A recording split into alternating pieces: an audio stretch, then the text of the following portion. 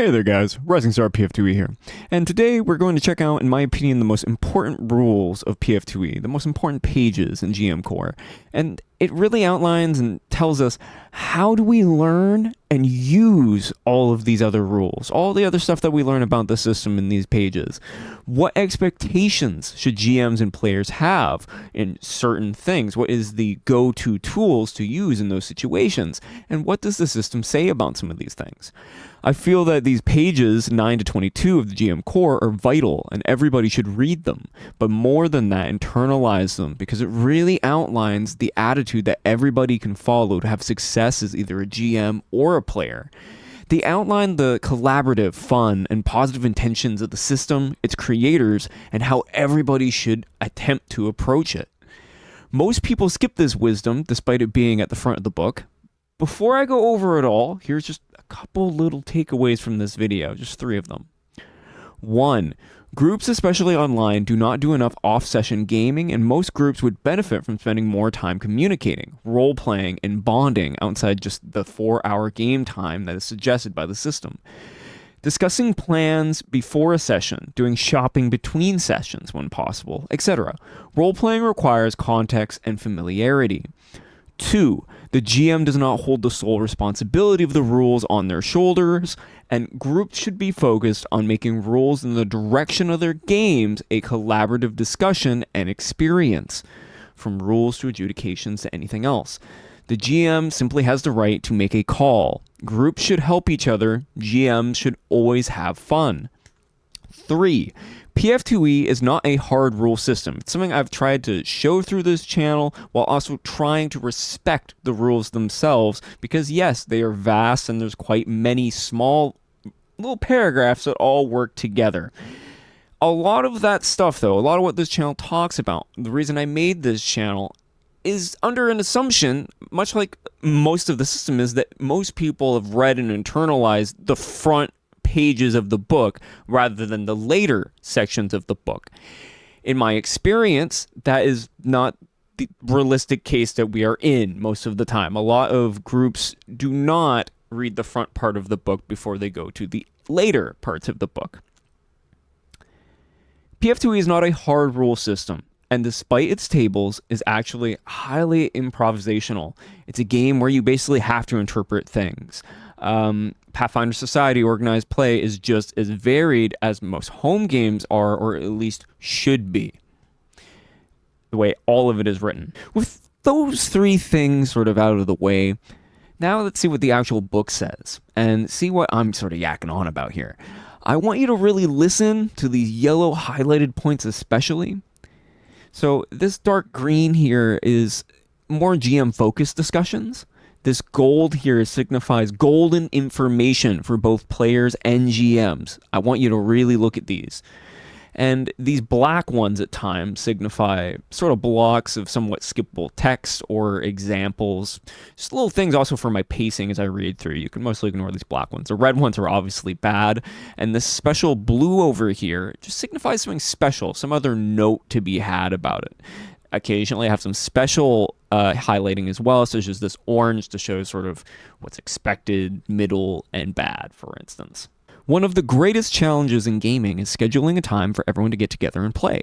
Often this responsibility falls on you as a GM, since you're the one who has to prepare your game between sessions. Many games have a set schedule, such as once per week, once every 2 weeks, once per month. The less frequently that your group meets, the better notes and recaps that you'll, aka the GM and players when it's in a yellow thing, okay, that's what I want you to note, recaps that you'll need to keep everyone on the same page.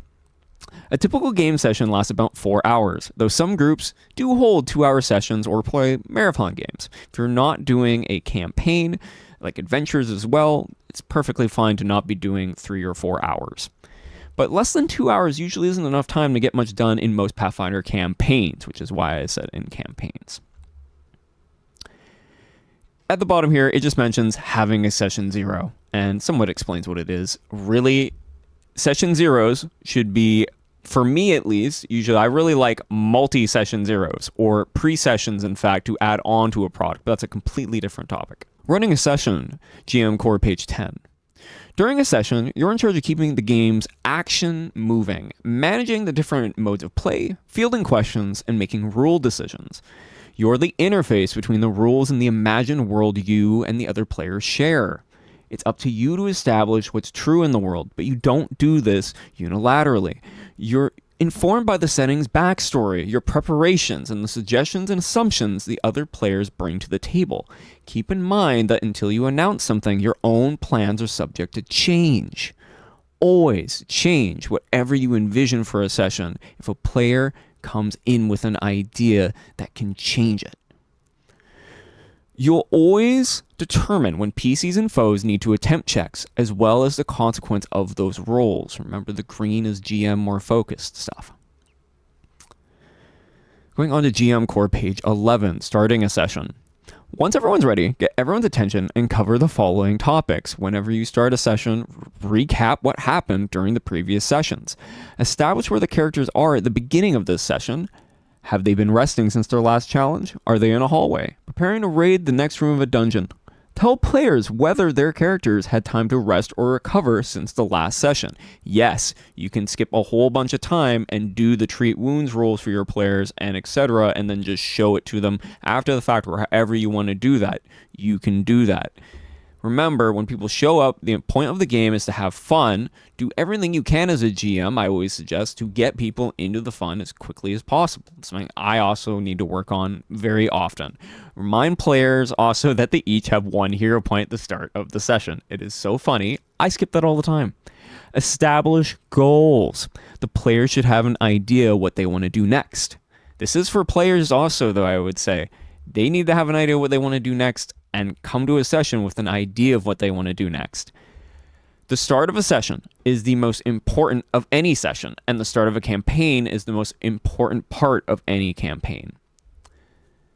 The player should have an idea of what they want to do next. Reestablish any goals the group already had. Then let the players weigh in on whether these goals still apply, and on whether there's anything else they hope to accomplish in this session. Commence your adventuring. Decide what mode of play you're going to start in, then lead off with hopefully a verbal prompt to get the action started. You might ask a question, though, actually as an alternative to a particular character. Have everyone maybe immediately roll initiative as the monster attacks that they've been waiting the whole week, this whole last week, as you sort of foreshadowed in the last session, to come and fight. Or briefly maybe describe just the environment and sensations that surround the player characters, allowing them to react to it, say if we left off at a festival in a town or something like that. Or eating a meal at breakfast, coming back, talking about the sweet, subtle smells of the maple syrup on the pancakes. Still on page 11, the spotlight. This goes without saying, all the stuff at the top. The main thing is sharing responsibility. Just because you're the GM and ostensibly in charge doesn't mean you have to do all the extra work to make the campaign run. Some of the tasks described here, like scheduling games, taking notes, and giving recaps, can be delegated to other players, and they should be, if they are experienced players, be looking to help you with bits of this work. You might also have someone track initiative or the hit points of the PC foes for your encounters, or run those foes. You have a large group, and someone would rather do that than control a character of their own is also an option in that. Having a co-person helping you is not a problem. A lot of people over the last couple of years with different other TTRPGs have come up with the idea that one person needs to do all of this stuff, or at the flip, a lot of groups are very lazy and only want one person to do all of this work. PF2e is a highly referenceable system that does require a lot of referencing and a lot of, while not the most complicated of interactions, a good basis to understand how those interactions work. It's best to figure out a schedule of responsibilities when you're first setting up a game. Don't figure that out when you're in the middle of a campaign. You want to figure that out before you get that wheel going. Ask the players what they're willing to take on. If you start to feel overwhelmed as a GM or a player partway at any point in a campaign or game, you should revisit the topic and try out new options until you can all find a setup that's comfortable. Not just for one person, not for the person who set it up, for everybody who is spending the time in the week to show up to that game. Stakes and consequences. A GM should always convey a clear picture of the stakes and consequences of the PC's actions or inaction. Remind the players of those stakes throughout play. Consequences should be specific and evocative. It's usually best if the PC can foresee the consequences, at least in most general senses and in most general situations. Failing forward, super important for everybody to understand that usually the baseline for all adventures and products, no matter what preference, is that a group is going to be failing forward, even if things are going badly. It should never be a full TPK and then, okay, now we got to restart the whole thing. And that should not be your expectation coming into most kitchen sink TTRPGs, in my opinion. So failing forward. Unexpected failure can bring the game to a halt, particularly during exploration. Failing forward means finding a way to progress the story instead of saying, that didn't work. This doesn't mean the group can't fail or that the PC should get what they wanted despite failing. Rather, it means that a failure might still impart some information, reveal a way to improve their chances next time. A lot of the time there should be a next time, or even cause just some unforeseen difficulties rather than just, that didn't work, oh, end condition met. Doing so means the player's choice to attempt a check mattered, even if the results weren't what they wanted. It's important, however, not to put unnecessary pressure on yourself as GM or anyone looking at any of these rules or what I'm talking about in the philosophy of this to do so all the time.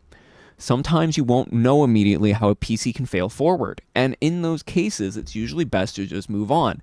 I'll say this, sometimes at the end of, say, a TPK, you don't know as a PC how the party can fail forward or what makes sense at that point.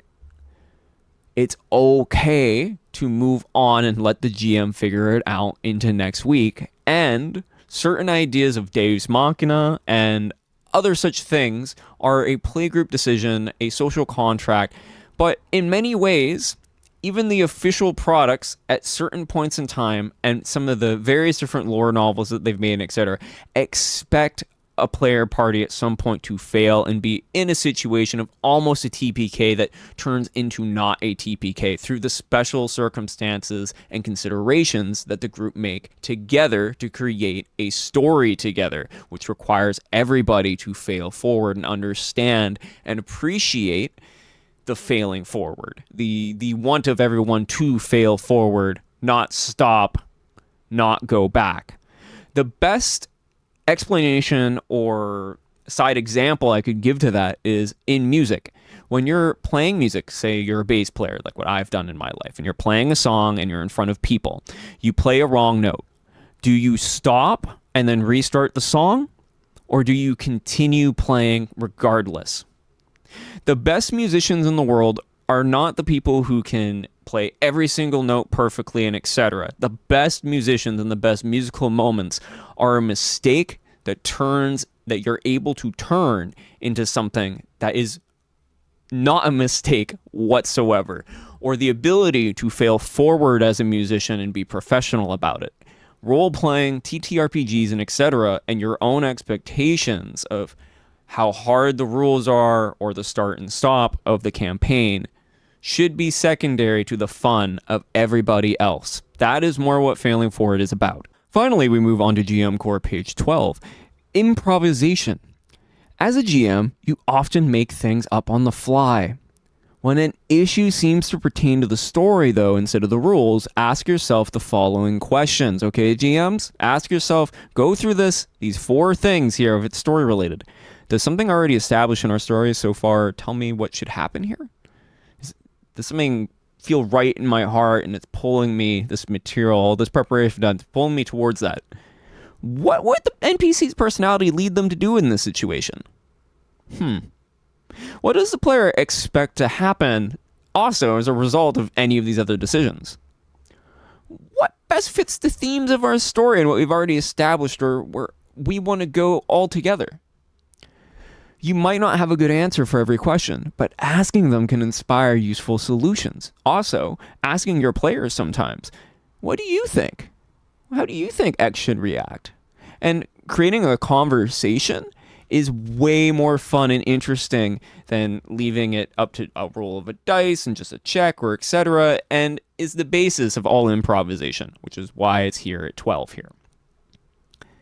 If you need to invent something that is significant to the storyline or world, there's nothing wrong with asking the group to take a little break while you fill in the gap.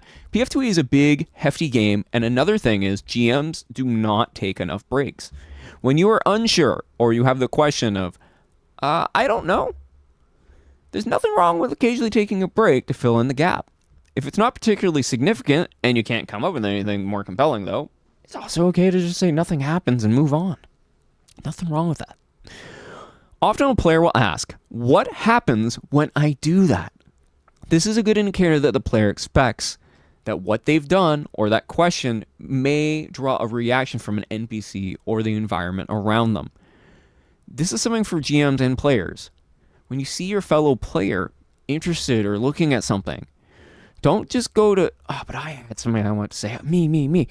Include what they said first before going on to what you want to do. Incorporate things that are said in the moment. Again, how the GM needs to change the idea they had, and it's subject to change at any point on the last page. It's the same thing with players and everyone else at the table at any point in time. Unless a player is way off base, provide in-game responses, even if it's minor. And that could be as little or as much as you want, but it should have some in-game response. The players or the player in that moment who said the thing has telegraphed what matters to them, and the perceived importance of their action draws them into the game. The player agency of that and the reactivity of human beings is why we play TTRPGs despite them taking so much time in a world where we have very quick entertainment like video games, movies, other easier, less time-consuming, accessible forms of entertainment. I will add on that special circumstances are shown up everywhere in rules, and I've mentioned this in other my rules videos before, but this is the first explanation of it in the whole of the book actually is right here, and it's basically just outlining the difficulty adjustments in words though. So special circumstances here on 12. The player characters in your group will at times attempt tasks that should be easier or harder than the rules, the written material, or adventure would otherwise lead you to expect or have written as such as PCs gathering information in their hometown. The adventure says maybe they're from that hometown, maybe it doesn't say that at all. Maybe you have a PC who decided, I am from this place. In those cases, you can just apply a circumstance bonus or penalty.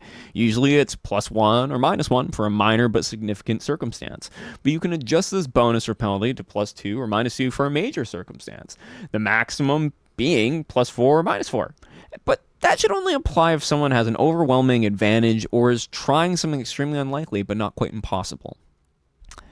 The golden advice for everyone to note out of this is more for the GM to note, that whole 1, 2, and 4 thing. This here, though, is something that's skipped all of the time. You can also add traits to actions. As a GM and as a player, this is something that comes up very often, for instance, with the Bard's counter performance.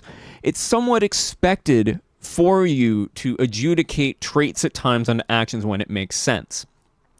It's sort of like, for instance, most of the time when something has the manipulate trait, it usually also requires the ability to speak, unless it has the subtle trait. And a lot of stuff doesn't, but I can find a lot of contexts underwater of being able to find a way of maybe adding that trait to a spell. So there's a pocket of air somewhere down there enough to cast a spell, or some way of doing this in a harder means, maybe with an extra action or something. That's a more complex topic, but the whole basis is you can add traits to actions. I would even say, beyond what the rules say, the GM can also remove traits from actions. And actions are activities, actions, abilities, all of those things are the same things. Let's say that during a fight against a fire elemental, something practical, Sela interacts to pour water from her water skin on her sword. That could add the water trait to her next strike, so Sela can take advantage of the fire elemental's weakness to water. A PC getting an advantage, though, in this way should usually have to use an action to do so. Like I said, maybe they have to add an extra action onto something else. Maybe it's a 2-action thing they're doing. Maybe do it subtly. We can add an extra action and add a reason as to why. Despite the main rule, we can make up a special circumstance. And this is your gateway. Special circumstances are found everywhere, not just here. And they outline a lot of crucial wisdom on when you come to those situations. But I want to do this, though, in this thing, in this way. How do I do that? The rules usually have a referenceable way of doing that. Come to our first blue text here in false information. A critical failure. This is false information, okay? This is something a lot of people don't get, and this is something that changed into Remaster, is a critical failure to recall knowledge can result in you needing to convey false information as a GM, requiring some improvisation. If you aren't careful, the information can be perceived by the PCs as too silly or could derail the game. For example, if a PC misinterpreted text about the god of commerce, Abadar, telling them that they now believe the god is an incompetent, chaotic spendthrift who's bad with money, might be a little too far-fetched. Similarly, if they incorrectly believe that Abadar will reward them with great wealth if they ring bells in 4 different temple corners, that could send them on a tangent. You don't want to send them things, or send them on goose chases. Providing false information can cause the PCs to make mistakes, but the consequences should typically be immediate rather than continual or far in the future. Avoid dispensing false information that might not be used for hours or entire sessions after the check is forgotten. Players do not remember this stuff even if you make a note about it, I guarantee you. Remember that a critical failure says you get incorrect information, not that you get important seeming false information. Okay? Remember that a critical failure says you get incorrect information, not that you get important seeming false information. The thing that changed into Remaster from the original rules is that the critical failure condition of recall knowledge is you recall incorrect information, but this is the part that they added. You can actually just skip false information if you want to entirely as a GM at any point you want to. The GM answers your question falsely or decides to give you no information as on a failure. They also, I do believe, actually did change the normal failure state as well to not having one. There's some criteria for it. That isn't important. Secret checks, still on page 12. During play, you'll roll some checks in secret instead of allowing the player to do so. You can still have players roll the checks even if an action has the secret trait. This is usually best done, though, when the results are going to be immediate or when stakes are low. When the PC is trying to recall something during downtime that they'll see as false, through the course of this research that they do in that downtime, you can instead have the players handle all their roles, secret or otherwise. But remember that only really works best when the group is interested in leaning into the dramatic irony of knowing a PC is wrong and playing up their character mistakes. How much that you enjoy secret checks and how much you employ them is a GM decision, online especially.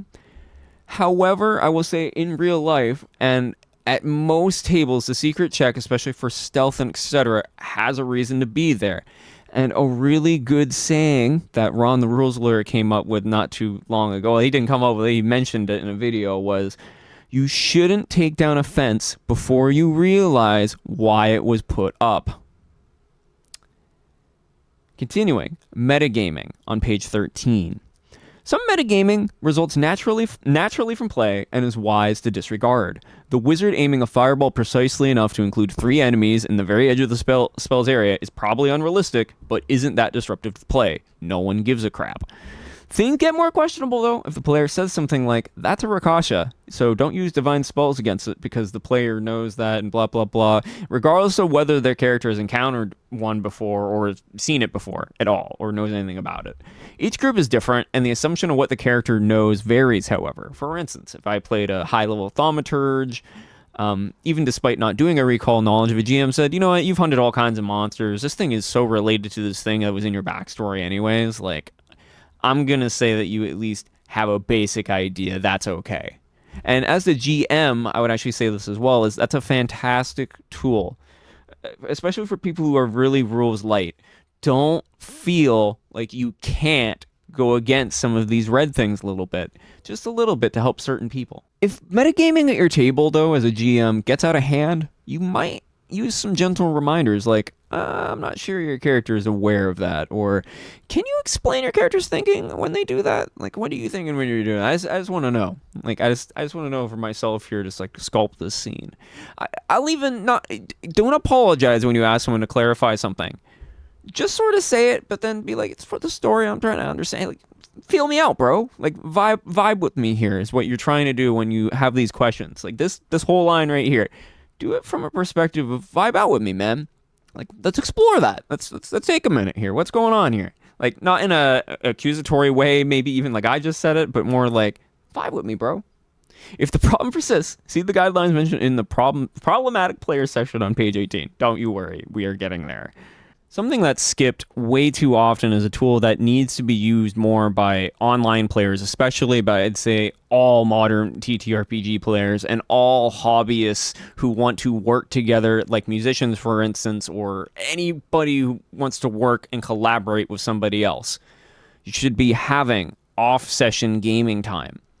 It's something that the old school TTRPGs do. It's the thing that lets YouTube series of games, recorded Twitch streams of TTRPG games to be concise. It gives role-playing context before, during, and even after, like alternative side chats and etc., and actually communicating, collaborating, and bonding outside the prescribed 4 hours a week. That is sort of the baseline that you should be looking at if you're trying to do these long campaign products. And that's why I usually suggest people start with the adventures or look at Pathfinder Society. The game system is just as varied. Pathfinder Society, at least it can be, and can be just as fun and varied as the campaign, even if that isn't the general perception of most customers. That's something I've found is by doing a lot of stuff for these last couple of years is I actually really like the short adventures and stuff because it actually teaches the people that I GM these for how to actually go through the entire process of start, middle, and end of a product, rather than just constantly doing the start or middle and not really knowing or losing their way of what the point of all of it is. I find that with a lot of people nowadays. Some ideas with this, okay, is session play with a full group isn't the only way to play Pathfinder or any TTRPG. Finding opportunities to expand on the game outside of its regular schedule, as well as your hobbies, okay, in your life. I'll say this for everybody. It can keep your group, if it's a group hobby, a group anything, engaged between your meetups, which is a big thing when collaborating, is keeping desire, artistic, collaborative creativity on the forefront of the burner. You can get together with a single player to run a mini session for their character, for instance. When do you see people actually doing that? Going back in the past, doing flashback. Flashbacks are a fantastic tool that people never use whatsoever. Just plan some random little thing and do a flashback, and even if it's really short, cut right back to, do a time swap, do anything. You can use 1,000,001 tools. Arcane Mark on his channel has a whole bunch of videos about all kinds of different tools that you could use, just like what I just said. Covering a mission that's important to their story but doesn't concern the rest of the group, something like that. You and the players can work out what their characters do during solid stretches of downtime via email, chat messages, an alternative source. You can give players opportunities to collaborate on details of the story, the world, NPCs, anything. People could even just be like, hey, I had a cool idea for this thing. And sometimes just the off-session discussion you have with your friends, your players, whatever these people are to you that you hope one day are your friends, if they're not already your friends. It's just a really powerful thing, and your bond with that person is what drives those funny quips, those immediate reactionary laugh out loud moments. The reasons we get together and play these games. And that also comes through work also, like having people design, know the rules, like this heraldic symbol it says here for the adventure group, or to map out the home base. Like say like, okay, you guys made a home base or something. Can someone make the map for that? So many groups don't make rules, off-session gaming, etc. a collaborative thing, and they drop it off on GM or expect all of this amazing stuff to happen and everyone to show up for 6 months to a year, but then don't do any of these things to actually prepare that. in a world where most people don't go along with that. Let's just be honest. I'm not being negative. I'm just strictly saying that off-session gaming here is something so important and was integral to when D&D started in 1964 all the way up to now. It is imperative that people do more off-session gaming, and even my own players and groups that I have do not do enough of it or have enough time or interest in doing it. But if you really want to have a long campaign game that goes 6 months to a year, off-session gaming, especially if you aren't doing it weekly at 4 hours a week and being really consistent, that is how you're going to keep it together, keep it fun, and keep everyone on the same page in those moments you do get together. Every time you do, special. The last thing on this section of pages, on to 14, is a proper end. And this is all talking about NPC stuff. It's sort of funny that this is a block in this section of role-playing NPCs, but it is. And an NPC story should have a satisfying ending. Let players see that legacy carried on. And this is my example of a black text, for instance. Yeah, this is helpful, like reading it, but the gist is proper end. NPC stories, when they end, they should be satisfying. And it should be something that is seen and something that causes a legacy to be carried on, or that essence to go on in some possible way. The next sections into special considerations on page 15 forward are the really big questions most people usually have. So as the GM, you may sometimes need to consider situations beyond the standard assumptions of the game. The following sections will help you in making these tricky calls or modifying your game to suit your unique table. Adjudicating Rules gives guidelines for how to use your judgment if a rule is unclear or if you find yourself unsure how to implement it. Resolving Problems contains some strategies for how to deal with common issues that can cause problems at the table. Narrative Collaboration lets you know some strategies for involving your players in constructing the story of your campaign and world. All this stuff I'm talking about. Group Composition covers some important information for playing with non-standard groups. Characters with Disabilities offers rules you might want to use if a player creates a character with disabilities. And Rarity explains the whole rarity system. We are going to be looking at the first 3 topics mostly in this. Adjudicating Rules. This is the most golden line, I think, in the whole of GM Core and all of the books. This is the core philosophy that the creators had making this system, not, you need a feat for that, or I don't like that, man, this system sucks. So many people have a bad attitude when it comes to adjudicating rules and don't know of this section's existence, especially the basics right here. The basics is a fantastic, if maybe too simple tool that can really sort of figure out a tree of actions that you would sort of go through to figure out, okay, you want to do something off the cuff? You can sort of go top to bottom, a checklist of, okay, let's check this. Okay, yeah. Okay, to make something special, to do something outside the rules in a moment. This is the big line, though. As Game Master, it falls on you to adjudicate the rules. This means that you're making judgments and decisions about the rules, especially when their application is unclear. Role-playing games encourage creativity, and however well-crafted and well-tested a set of rules is or is not, players will always find situations that require interpretation and judgment by the GM. If you play Magic the Gathering, you know what we're talking about here, even if we're talking TTRPGs. It's all the same fundamental stuff. You need at least some familiarity with the rules to run a game well. But you don't need to be the foremost expert on the rules. You don't even need to know the most about the rules at your table to be a great GM. There's a key difference between knowing the rules and adjudicating the rules. Knowing the rules does not make you any better than the person adjudicating the rules or person who doesn't know or is trying to figure it out in the moment. While GMing, strive to make quick, fair, and consistent rulings. Consistency is your best tool for good games. Your rulings should encourage your group to work together in collaboration and creativity to interpret the rules and be creative with their decisions and actions as a group and their characters. If your group is satisfied with the interpretation, you've made the right adjudication. It rhymes, okay? This one line here, if your group is satisfied with the interpretation, you've made the right adjudication. If your group is satisfied with that interpretation, you've made the right adjudication. The basics. The following are some basic guidelines for adjudicating rules in play. These are the same principles that Pathfinder's game rules, all of them, are based on. That is why adjudicating rules, I say, is the most important, because this is the principles, the philosophy, not just the stated things in it, but the philosophical principles that the whole of this is based on.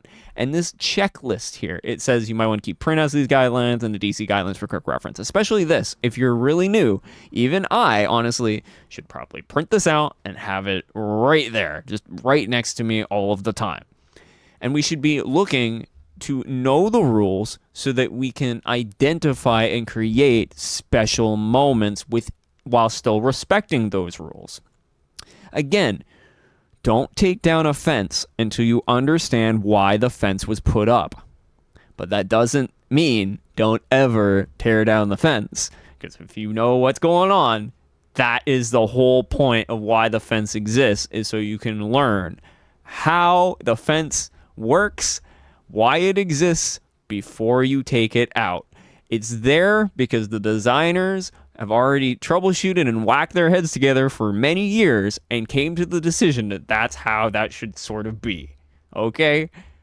If you don't know how long, and I'd say, before I say these things, players, if you see a GM and it's come up to a situation they don't know and they say, I don't know, don't just go, oh, let me look up the rule for you, or even worse, say, oh, you should know that, or oh, stop and look at the rule. You should, in a way, maybe even think about this a little bit and suggest these sort of things in a non-combative way. I've done this a couple times at games I've been at and just sort of been like, the usual rules are like 1 action or 2 actions, like starting at the top and working my way down. So what do I mean? Let's go over it. 1, if you don't know how quick a quick task takes, go with 1 action or 2 action. A character shouldn't be able to perform it 3 times per round. It's a fantastic guideline, as well as just, hey, you can sort of do whatever. Here's some basic guidelines. If you're not sure what action a task uses, or is relevant or referenceable to, like, oh, that sounds like that, you don't know what that is, look for the most similar basic action that you know of and can find. If you don't find one, make up an undefined action and add any necessary traits, and go ahead with doing that. Make up something and add the traits, as said in the last pages. You can add traits to stuff, and I'd say even remove them. You're supposed to be doing that. This is the second thing that you're supposed to be doing when the idea of, I don't know, comes up in the checklist of what you're supposed to be doing. When 2 sides are opposed, have one roll against the other's DC. Don't have both sides roll. Initiative is the exception of this rule. And that's true for the whole game. There is no, I rolled a 19, I rolled a 20. No. There's no combative roll versus roll, and the math is broken if you try and do that. It just doesn't really work very well. If an effect raises or lowers chance of success, grant a +1 or -1 circumstance penalty. We already went over that before, adding circumstance bonuses 1, 2, and 4. We already talked about that. This is, again, in a list for you and players to go up and down when the question of I don't know comes up, or that's a cool thing. How do we make that happen? If you're not sure how difficult a significant challenge should be, use the DC for the party's level. This is saying, if you really don't know, okay, if all of this and sample tasks and simple DCs don't do it, use the DC for the party level. Go use the DC by level or level by DC chart. If you're making up an effect, like making something new, creatures should be incapacitated or killed only on a critical success. And incapacitated means really shut out of combat as well. Or for a saving throw on a critical failure. Same thing. If you don't know what check to use for something, pick the most appropriate skill. If no other skill applies to a check to recall knowledge, use an appropriate lore skill, usually at untrained proficiency rank. Use the character's daily preparations as the time, or the signifier, sort of. The thing to judge based on to reset anything that lasts roughly a day. When a character accomplishes something noteworthy that doesn't have rules for XP, still award them XP for an accomplishment. Something skipped very often and can make adventurers that use XP rules, especially long adventure paths, really feel like you need to do it this certain way to get the XP if you aren't just adjudicating, adding in XP for encounters and stuff, sort of as this is suggesting. When the PCs fail at a task, look for a way they might fail forward, meaning the story moves forward with a negative consequence rather than the failure halting progress entirely. Again, we've already gone over this. You know how we've actually gone over all of these things? This is a checklist of all of the last couple pages and how to practically use them. This is what I use to mark what's yellow, what is green, and etc. more than anything. And this is the most important thing everyone skips. The basics. Page 15. Consistency and fairness. As an arbiter of the rules and the person who's setting the scene for the action, it's your best interest to appear fair at all times. Your main defense against appearing unfair is consistency in your rulings. It is the greatest tool that you have. Achieving consistency is as easy as explaining why you're ruling a certain way. Golden text. And comparing this ruling to past rulings you've made in a way that makes sense to your players. Do this anytime it's applicable when you make a ruling, but don't feel compelled to do so for truly new rulings. What is this saying? Compare this ruling to past rulings. The most important thing as a GM and a player, and as someone who wants to play something weekly, as not just a game, but a hobby that you're going to learn and do for many years, right? Because that's the whole point of this, is it not? If that's what you want to do, the most important tool you have is to make a quick ruling. Make a call is what we're going to be going into down here. Make a call. Go with something that keeps the game fun and going. But we need to be spending the off-session time to be coming back to that ruling. Like, if we just say, oh, I don't know, let's do it this way this one time. The most important thing and the most best thing you can do to learn the system is to do something quickly, yes, but then come back and compare that ruling to past rulings you've made and what the rules actually say. It's continued on below. Looking up rules. This is maybe the second most important thing of the whole of all of this, like basics. Remember that keeping the game moving is more important than being 100% correct. At the same time, it's perfectly acceptable to refer to the rules during a session. However, you don't have to do this alone. Again, the responsibility of all of the work and rules are not solely on the GM's shoulders. If you're leafing through a book or searching like your phone or something, you're on Archives of Nessus and your players are idle, there's a few techniques that make these intervals more palatable to players and make them helpful to you. Letting them know that you're looking something up should prompt some players to also read the rule, ideally. This can increase the chances of collaboration and sets expectations for the length of the pause. Sets expectations also of this is a collaborative experience of a complex system, a large TTRPG system with many working interactions. It shouldn't be one person's sole job. TTRPG actually started way back when as two people basically testing out their war skills and tactics of a battlefield, and there used to be a third party, like basically a person who actually moved all the pieces, and the two people who'd be playing the game were in two different rooms sending messages or letters to that middle person, so there's no impartiality. TTRPGs are different from war games in that you want that. The thing that makes the game special is when everyone is interpreting things and collaborating together. You don't want just the GM to be the person moving all the pieces, coming up with all the stories and how everything fits together. You need to spend the time and want to collaborate into that if you want to have your own stake in that story. This can increase the chance of collaboration and sets the expectation for the length of pauses. Get people to help you with rules. Listen to the players. The friends, and this is something to note, all TTRPGs are with the assumption that you're doing this with people you can sit down, talk to, and have had enough time with to bond with and be able to communicate with. Around your game table are perhaps your best tool for achieving those quick, fair, and consistent rulings. It's better to have not one person do all of that, but to have a conversation about it, and is what makes TTRPGs reactive and gives players agency. Sharing the task of remembering the rules makes rule discussions collaborative rather than combative, greatly increasing the chance of accurate and comprehensive recall of the written rules and your own past rulings, which is the most important part, as we just finished talking about up there, and is true to the shared storytelling spirit of Pathfinder. Have you noticed now the last three major lines, like not the last three major ones, but these really big ones, they always end up saying something about this is the spirit, the principles, the idea that we had when we were making this. Because that's the important part, not all this other stuff. That is the most important part, is that Pathfinder is about fun. It's about collaboration, fun, and getting together over long periods of time to create and collaborate, creating stories through a game. Approaching the rules as a group problem also means that you should never trivialize player concerns about a rule. You must also think about each player and assess how important the rules actually are to them. This is something that needs to really be emphasized as well. Maybe the third most important is everybody, the GM and other players at a table, need to read the room. I know it's really hard for us to do because for people who like TTRPG, but we need to read the room sometimes. You need to think about everyone else at the table and assess how important sometimes that rule interactions actually even are to them.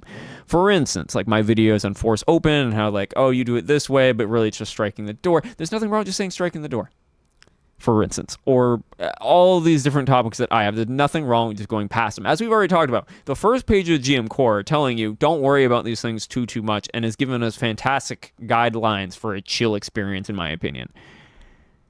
Remember, though, while rule recall is a group challenge, that making the final decision, making the call, okay, the final decision on the rules interpretation and getting the session moving forward falls to the GM. This right here is something everyone should be thinking about. At the end of the day, the GM has to be the one, though, who's going to make the call. There's always a conversation. Making the call. And we're on 16 now, by the way. Though all the above are great practices for making good rulings, often the best ruling is the one that keeps the game moving. Avoid getting bogged down so much that it takes you several minutes to decide what ruling you'll proceed with. Take what's close enough and keep playing. If necessary, you can tell your group, this is how we're playing it now, but we can have more discussion between sessions. Again, make a ruling now, come back to it later. It is the most powerful learning tool that you can do, is just going, let's stop for a second. If it gets too much, like 5 minutes go by, all right, no, let's just do this way, whatever. And we'll look at that. The thing most people fail to do in learning is to look at something and then go back to it. To make an analogy to music, the hardest thing to do to get a student to do is not just to show up and play songs and stuff, but it's to practice the rudiments and etc. throughout the week that you're not there at lessons, or they're there at lessons, for instance. That's the hardest part. But that is where learning really occurs, is actually doing that. That's the hard part, though. But saying this is how we're doing it now, we'll have some more discussions like later about this, gets you back in the action.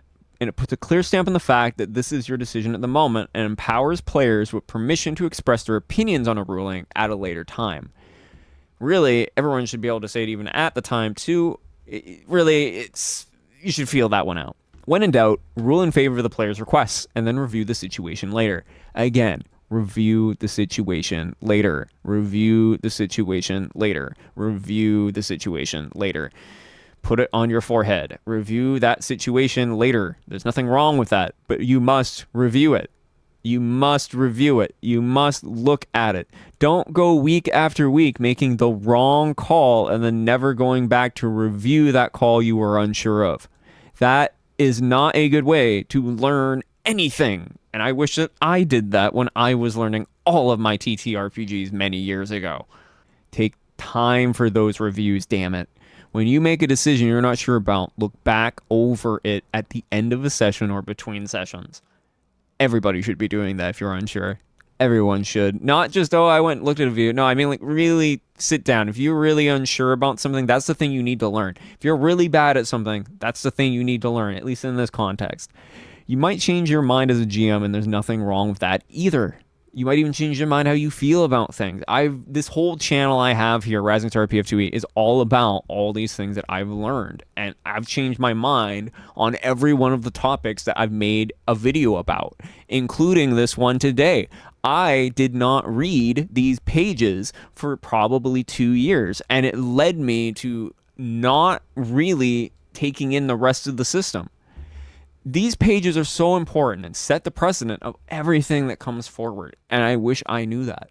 That's why I'm here making this video. The guidance on discussing rules with your players still applies between sessions. The guidance on, making it collaborative, doing it all together and having discussions. Unlike at the table rule discussions, there's also much more time when you do off-session gaming to talk about those situations, to read the existing official rules or sources rather than during a game. Take time for review. Everyone should be. Saying yes, but. So this is an actual tool. It's fantastic. You already know what it probably is, but limited only by the imagination of your players, it's usually better to say yes than no within reason. And this is something that players, though, should also note. You as a player need to stop saying, I don't think your character would do that, though, and starting with the no. Just like how a GM should be allowing collaboration to happen, and the reason we learn all these rules, right, is to allow special things to happen outside the rules, but we know the rules to keep us within a realistic bounds, a fair bounds, before we start making those calls. That's why we spend the time. That's why Pathfinder 1, that's why Pathfinder 2 are crunchier systems. And that requires time. It takes time for review. It also requires, though, everybody to be a little bit more on the yes rather than the no. This is where you can use a variant of the well-known improv tool technique called yes and. The technique is you can say yes, but with yes, but you allow players creative ideas to sort of come through, like yes, but, or yes, how do you think like that sort of works? Put it back. It puts the onus back on the person a little bit, and it ties it into the world and the game rules via some sort of additional consequences, potentially adding the uncertainty of an additional roll or anything like this. Here are some simple ways that you can implement that tool. You get a fleeting benefit without a roll. Like example, like dip a sword into a burning brazier to add 1 fire damage in the next attack against a troll. Like sort of that whole Sela putting water in the blade to attack a fire emblem. Well, maybe that shouldn't take an action the first time they do it, and maybe it should be really small the first time they just an added thing. Like, oh, you dip that sword through the brazier when you said that. Let's add a fire damage to that, for instance, in this situation. Like the player just you know what? Because I know he's weak to fire. I'm gonna do it through the fire. It's up to the GM to be like, yeah, we'll do that, but it's good. Give them a fleeting basic benefit that doesn't matter. Doesn't matter. Just do it. It's cool. Require a check, then apply a circumstance bonus to the PC's action if they're doing something.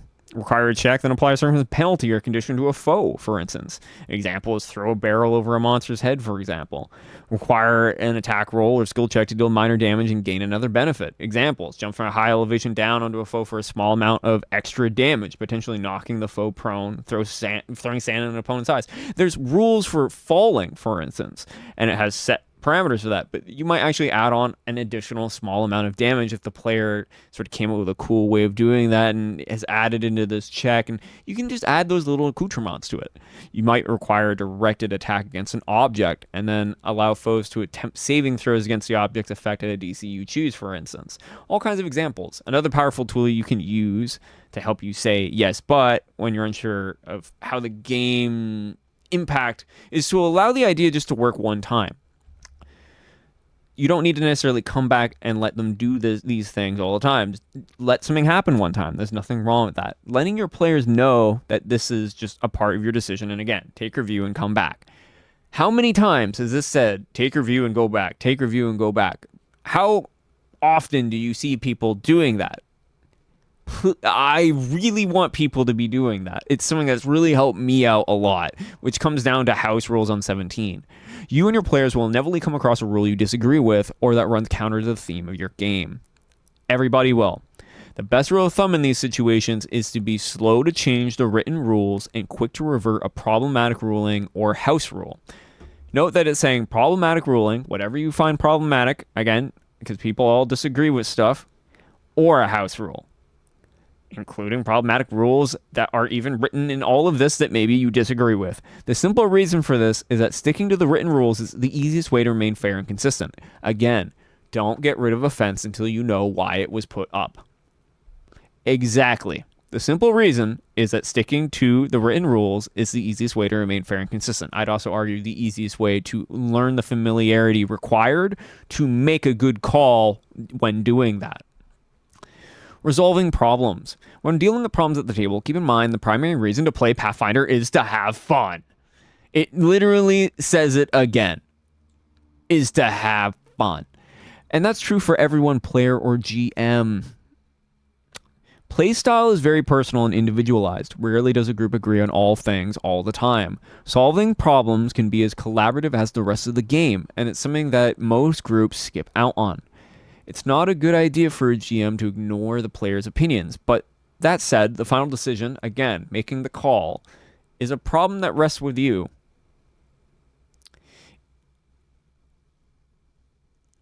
Now, we'll just go on to the last couple things. On page 19, power imbalances. So this is distractions, interruptions, and cheating. It's pretty obvious stuff. I'm not going to go over it, but power imbalances. You might end up with one PC who outshines everyone else. Perhaps that player is a rules expert, powerful character, maybe other players with less experience, or maybe other people are just more focused on the story of their characters. Talk to these players between sessions then, and make it clear that no one at the table is to blame in those kinds of situations. Most players have no problem and should have no problem making any kind of concessions for the happiness of the group. You should have no problem making that kind of concession for the happiness of the group. If the problem results from rule options, the GM should offer an easy way to retrain. If the imbalance resulted from an item or a feature or etc., and it comes up in a way that item might need to be lost or sacrificed, maybe that's the solution, you should try and work together to find a satisfying way that furthers the narrative. And as a GM, if you feel resistance from a player when you suggest, well, maybe we just need to get rid of this and get you to retrain, or you suggest these things. And if you have resistance, listen to their counterpoints, right? And listen to other players maybe as well. But if you're still convinced they need to change, you might just need to be more firm. Because again, the GM, it's not that the weight of all the responsibility of everything's on them, but making the call is. And so long as communication has happened reasonably, there's nothing wrong with being a little bit firm. And again, all these tools of, let's do it this way, and I'll look at that. Or let's look at this in a future day. I'm not too sure on that, etc. And honestly, as a GM, just going, we're going to do it that way one time. Sure, that's what you want. Sure, let's do it that way. Even sometimes when you know someone's wrong, sometimes even. That sounds ridiculous, but it's true. It's worth stating that players might still have fun or even enjoy an instance of power imbalance. Maybe there's nothing wrong with that. You don't need to do anything, and you don't even need to comment on power levels or anything else, or feel the need to address any of this, unless it limits the fun at your table. In fact, you don't need to look at any of this, or listen to me talk, or any of this, if it limits the fun at your table. If people are having fun, don't let all this be a reason to stop them having fun. Problematic players. Most players who cause problems do so unintentionally, and I'd add are doing it because of social inexperience, TTRPG inexperience. And TTRPGs take many years to understand the social dynamic, especially playing with a bunch of people online if that's what you're doing. Perhaps bringing out-of-game issues into the game and their own stresses of life to the table, which everyone does on some level. Everyone has a bad night on occasion, though. Don't jump on every instance of problematic play that happens. Give people some benefit of the doubt. See what happens. However, if someone disrupts the game on an ongoing basis, you as the GM need to get rid of that player, and you need to deal with this honestly as the person who has to make the call. You are also the person who has to deal with the problematic players, especially if you are in a situation where one person is very easily and clearly seems to not be jiving with the rest of the group, and everyone's picked up on that. If everyone's like a piranha already, if you've been in this situation, you know what I'm talking about. If you are basically just a bunch of piranha and the blood is already in the water, okay, you will have to deal with this at some point. Here are some problematic behaviors that often come up and might require you to intervene. Obsessing over the letter of the rules. Again, not reading these first 20 pages and then going, there's a feat for that, and ba. No. Constantly helping other players make the optimal choice on their turn. You could have stepped and did this, that, there, thing. And it's good to talk about that a little bit, I would say. And especially as GM, you have a little bit more word in saying that in a moment. But as a player, try not to do that all the time. It's not fun. Making, again, you the center of attention without allowing space for other players. Goes without saying. Some other behavior that's even worse is obviously repeatedly arguing with decisions because, again, the GM's responsibility, the expectation you should have in playing this system and knowing these rules is the GM makes the call. Ignoring other players' opinions is a bad thing, especially for a GM to be doing, and I see that quite a bit as well. Deliberately derailing an adventurer's plot, I think especially is really lame. I find that people who don't want to learn anything about, like, for instance, Galarian's lore, they don't want to read any of the rules, let alone the first 20 of them, that maybe tell them, hey, you don't need to know those rules, and then they also want to say, oh, but the rules, my rules, because that's the whole reason I moved to this edition, because I played 5e before. Oh, yes, I know this because I was one of these people. I know all of this. Don't be that way. Just don't be that way. And the whole, it's my character, though, or, like, but it's what I want to do. Don't derail the shared experience and the original plot that you all agreed to when you first joined this thing and said, hey, let's do this thing. Just don't do that. There are many different TTRPG systems out there that more facilitate a by the seat of your own seat, your own throne, if you would. There's a lot of different games out there. Pathfinder 2e requires a certain level of going along a rail of a plot at the very least. Not the campaign or the adventure necessarily and as a whole, but the at least plot of it. Being deliberately cruel to other players. I don't even need to say anything. Ejecting a player. Ultimately, there's no place for a serial or deliberately disruptive player in your gaming group or any gaming group. Such behavior is not fair to you or other players. That problematic player needs to either modify their behavior or leave the group. Ask yourself a serious question. If you consider any person that ends up in this section here, you end up having to actually come here and thinking about this. Is that person actually your friend? If you're in this situation, is that person your friend? If they're your friend, you can talk to them about it. If you feel like you can't talk to them about these things and get them to modify that behavior, they're not your friend. That is a very simple, very powerful thing that I had to learn myself a long time ago, and it's here in very plain English that they need to modify it or leave. Before meeting with the player, discuss the situation with other players in private to ensure you make the right call. Make sure you're not just making a call on yourself. It's a group thing, and everyone should be somewhat agreeing on that. Figure out what repercussions you expect and whether the game should continue at all. That's another thing is sometimes for your own health as a GM, there's nothing wrong with saying no. I don't want to continue this. I'm not having fun anymore. Nothing wrong with it. When you break the news to a problematic player, be compassionate but firmly state the decision is final and restate which behaviors are responsible. If parts of having the player in the game are rewarding or you want the player to remain a friend, make that clear. Decide if a player's behavior merits other changes to your relationship. Again, if they're your friend, you can talk to them. And if they do something that is some really bad behavior, either personally or to the game or etc. or any of that, you might want to look at a change to that relationship. The relationship between you, your players, and the story is what makes role-playing games successful and memorable. The relationship between you, your players, GM, everyone at the table, and the story that everyone's making together is what makes role-playing games successful and memorable. If all the players at the table contribute ideas, the game holds more surprises for everyone. Most players want their contributions to shape the campaign's story. This is central to the concept of player agency, making players feel like the choices they make really matter, and that the world is a living place they can change through. All their decisions, although I would say just change through anything, rather than just in general, their ideas outside of it, out of just the player decisions, it's really just they can change. And these next three tools are idea farm, creative collaboration, and decentralized storytelling. Sort of how much do you want the players to help you with the work, the storytelling, and the narrative collaboration? Like how much of that do you want and controlling the direction that everything is going? No matter how you decide to deal with this or do it yourself, it ends up with some challenges. The largest risk of putting narrative controls in multiple people's hands is losing a single cohesive story. When multiple people have conflicting ideas about the tone of the game or particulars of the lore of the setting, you can end up with something that doesn't satisfy anyone. One of your tasks as GM is to recap events to clarify and reinforce the shared narrative. You are not the sole cook in the kitchen. You're just the person who is making the call if the dish is going out. Don't lose sight of your own enjoyment as a GM. You shouldn't sacrifice how much fun you have for others.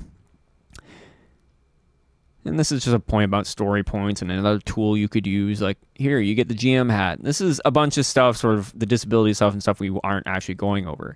But this line right here, don't lose sight of your own enjoyment. And that's why I think pages 9 to 20 are some of the most important, simple, but often skip things of the entire system. These are the principles that keep games fun, collaborative, and these are the tools that most groups are skipping, and most results of even my own failed campaigns come mostly from, honestly, this line right here. Don't lose sight of your own enjoyment. I would consistently, I'd say, until roughly like a year ago, consistently sacrifice a lot of my own enjoyment and do a lot of the work and etc. for most people to way too much of a degree. I think that was my main problem, and why I think it's really fitting to end on this line is, for me and my rising star, this rising star has been rising, getting good at this stuff. That is the main thing right there. I've realized that there's a lot of people in the world who simply don't have the time to do the off-session gaming, etc. And there's nothing wrong with those things, but we should be striving towards these principles, because these principles are the things that changed my mind about so many different things and took TTRPG from a fun thing I was doing to something that has genuinely made my life a lot better. And I hope for you listening, if you made it to the end of this, that you can find a little bit of that through what this is trying to say. Because I think people get lost along the way.